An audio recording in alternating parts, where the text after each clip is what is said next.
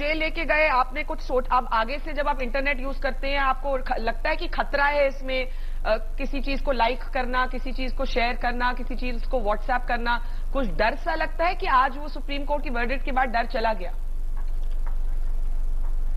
नहीं, अब भी थोड़ा बहुत डर है दिल में और दिमाग में। इसका जो हो चुका है, जो जेल में जा चुके हैं, इससे थोड़ा बहुत डर है अभी भी डर है? जी हाँ। Okay, before I get the politicians in and I go to Ravi, Shreya, I want you to speak to this. It will take some time for this to percolate down. For a young schoolboy who has gone to jail for 2 days because he simply shared a post that he had no way of verifying it. It's shocking. I mean, that's the reason, that's the shock that I felt when the Maharashtra arrest happened, when the two girls who spoke about Bal Thackeray, in West Bengal, those arrests. That was the chilling effect. That was what was so shocking to me, that one of them liked something, one of them questioned why a city was shut down for something so innocuous. I mean, India is such a large country with so many diverse and dissenting opinions that half of the country should have been in jail by now under Section 66A for anything they said online. And I want to put this to both Arvind and Jaiveer. Arvind, one of the points that the minister made was that we kept telling the court we have no intention to misuse the law. But I gave the example of the young boy, or the young man rather, in Goa who criticized Narendra Modi. He was arrested. That was a BJP state. After the arrests were made, a comment about Mumbai shutting down for Bal Thackeray. 2 young women who were so scared after that they would cover their faces. I mean, they were arrested for their protection. I've never heard of that happening, to be arrested for your own protection. So the people are extremely cynical that both of your parties, we have created the law, you didn't do enough to kill it because none of you actually want even an Aseem Trivedi to go out and make cartoons about Parliament. No, and here what Rajiv Chandrasekhar just said, I must reiterate that, is that on the floor of the House we were assured, on May 17th, I think it is when Mr. Arun Jaitley debated this on this very same issue, and we are assured that there will be a review and a stakeholder discussion will be done. One meeting was called as a lip service and nothing further was done. 3 years have passed since then. And then since we have been in power on this, I think there has been a clear shift in stance. First of all, this freedom of speech and expression is not only about... What made you different from the Congress? One line and then I'll take you to Jaiveer. One line. Is that we respect freedom of speech and expression more than anybody else does. Congress, I don't think so, has any right to speak about it. We believe this is integral to digital India, innovation and creativity. And I will explore that a little bit because I did give you an example of Goa where an arrest took place in a BJP ruled state. But Jaiveer, hang on. I have here Ravi Srinivasan from Chennai. And Ravi, you were arrested for your tweets against Karti Chidambaram. Even today, after 66A is down, this is the statement that Karti is giving. This is not a license for people to say slanderous and defamatory things about anyone. Despite ample abuse of 66A, there is also unfettered abusive criticism on social media. There must be protection for the fair name of an individual.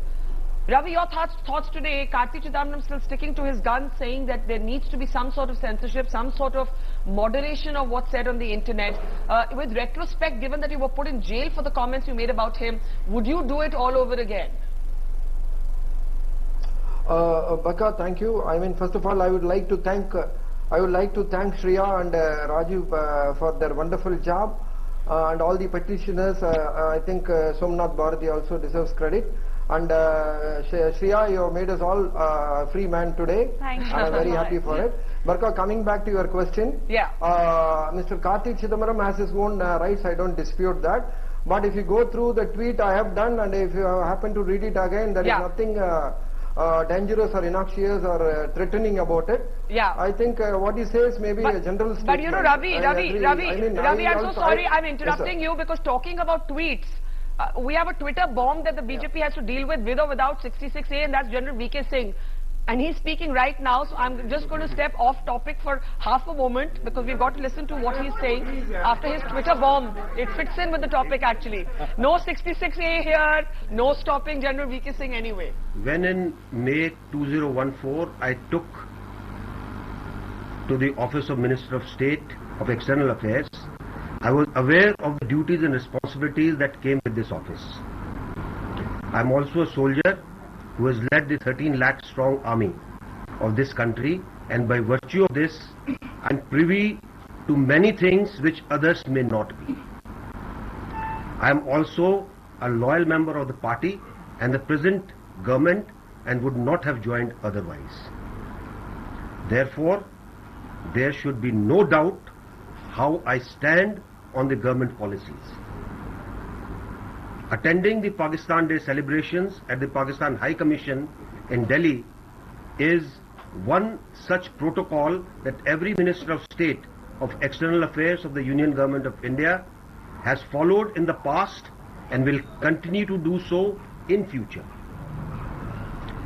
There was nothing new in it, including attendance by separatists who have been there year after year. This was made out as a nationalistic event while there was no difference from previous years. The only difference this time was of optics, as a previous Chief of Army Staff was being seen, though people forgot that he was a Minister of State in the present government. After I came out, I saw the uncalled for media lashing and questioning my nationalistic credentials. Some even went as far as to claim that the attendance has lowered the morale in the army. As ex-Chief of Army Staff, I know my men better. Even though my party and government understood the issue, the media kept on hyperventilating. My tweets on duty and disgust, which came under lot of scrutiny and misinterpretation over the past 24 hours, has left me perplexed and shocked. I was shocked at the way certain sections of the media attacked my Prime Minister, my government and me for making these statements. Given that a controversy has erupted around this issue, I feel that it is important for me to clarify that my tweets were directed only towards those sections of the media that have questioned the intent of my government and also the stance on countering Pakistan-sponsored terror. I feel that it is also important for me to clarify that I am fully committed to my party and government, especially my Prime Minister. My tweet on definition of duty was clearly to tell all as to what it implies to a soldier and to a disciplined party. I stand in unison with my party in working for a better India. As I always say, nation comes first, always and every time. Well, I'll convert it into Hindi. जब मई 2014 में मैं minister of state विदेश मंत्रालय में बना था, तो मुझे अपने दायित्वों और काम के बारे में पूरी जानकारी थी. याद रखिए कि मैं एक सैनिक भी हूं जिसने 13 लाख फौज की कमांड की है, और इस कारण बहुत सी ऐसी चीजों के बारे में जानकारी है जो शायद दूसरों को ना हो.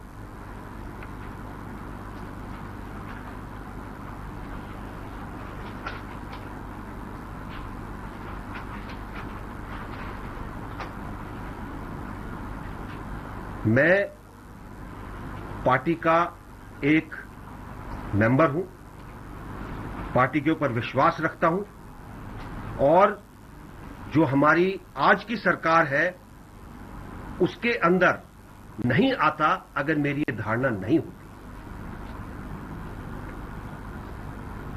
पाकिस्तान डे की अटेंडेंस जो है, जो वहां पर मौजूदगी थी पाकिस्तान हाई कमीशन दिल्ली में, ये एक ऐसा प्रोटोकॉल है, एक ऐसा कार्य है जो हर मिनिस्टर स्टेट को जो एक्सटर्नल अफेयर्स में आते हैं, हमारी सरकार के अंदर ये पहले भी करते रहे हैं, आगे भी करते रहेंगे.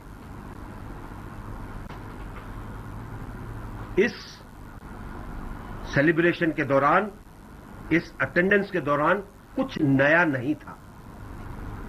मिनिस्टर ऑफ स्टेट आज तक जाते रहे हैं और अलगाववादी सालों साल से इस फंक्शन में आते रहे। इस बार सिर्फ एक फर्क था, वो था ऑप्टिक्स का, एक दृश्य का, क्योंकि अब की बार एक पुराना चीफ ऑफ आर्मी स्टाफ इस फंक्शन को अटेंड कर रहा था, लेकिन लोग बाग इस चीज के अंदर ये भूल गए कि वो पुराना चीफ ऑफ आर्मी स्टाफ मौजूदा सरकार का एक मंत्री भी है। मैं जब फंक्शन के बाद बाहर आया तो मैंने देखा कि मीडिया इस चीज को एक अलग तरीके से दिखा रहा है, बल्कि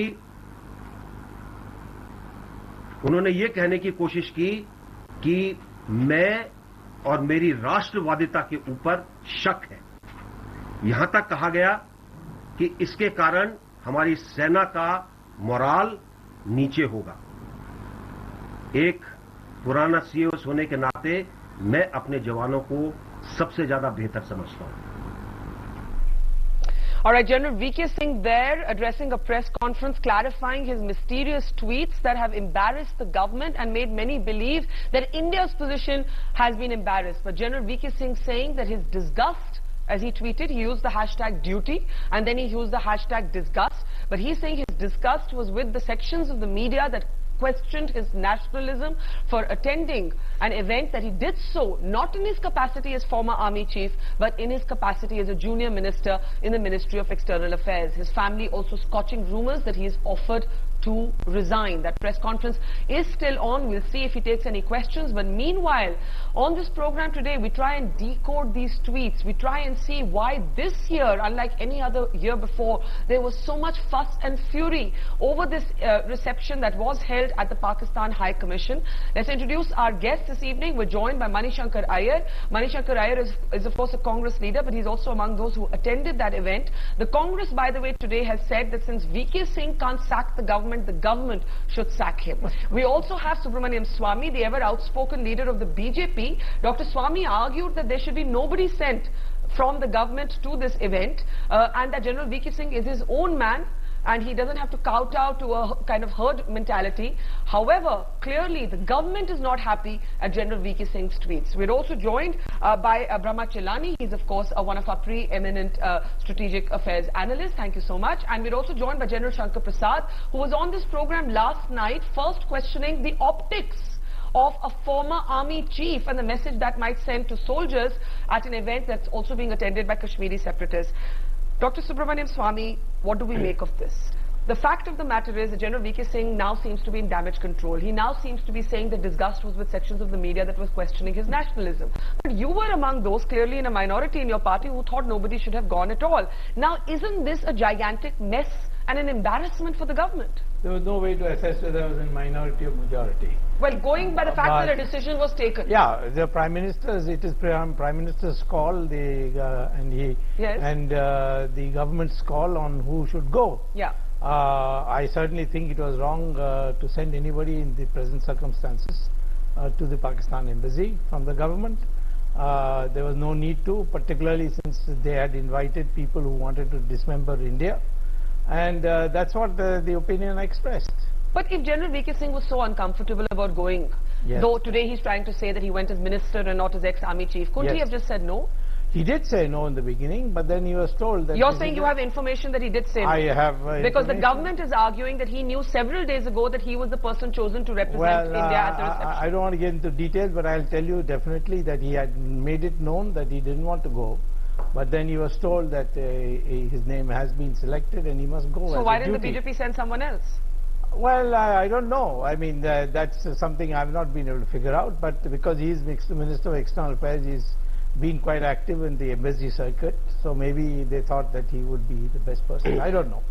Mani, you were actually there and you've written a long piece about why you went. But your party has questioned the attendance of General VK Singh as an example of the BJP's confused policy on Pakistan.